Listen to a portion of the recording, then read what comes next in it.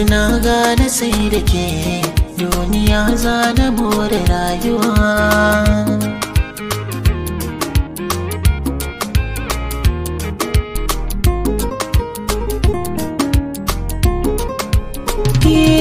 Na ji so haɗuwar jini sarai, na amince akan hakan kwarai, ni da ke rayuwa idan da rai.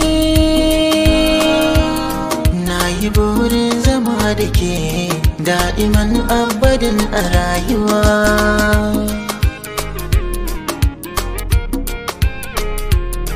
Yau garin ke zamo kamar jini, ko in ce idanun gani, dukka mata basa da kwarjini.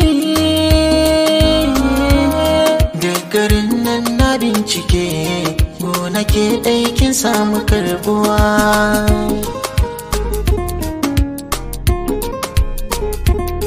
Wanda bai san ki ne da shi, babu sauran shiri a rayuwa. Randa duk na yi gamo da shi, Allahu ya san bai za ya faruwa. Ko da sun kai yawan tururuwa, duk su taro su zo da yan uwa, a fagen san ki ba na kaduwa.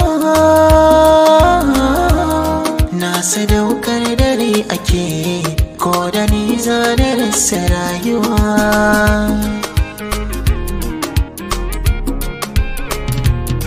Na kira ki da sarauniyata, wacce ke mulkin zuciyata. A yanzu babu wanda ya kai ni gata, tun da ke ce masoyiyata. Kin iya kwalliya da tsafta, kina da saukin fahimta. Duk hankali na gunki nan ya karkata, da an kira sunanki ba na firgita. Sai ran da na aure ki, hankali na zai kwantawa.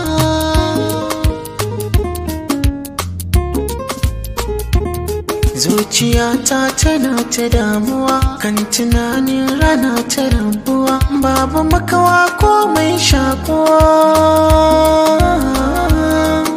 ba ni fata da ni da ke wanga rana ta zo rayuwa.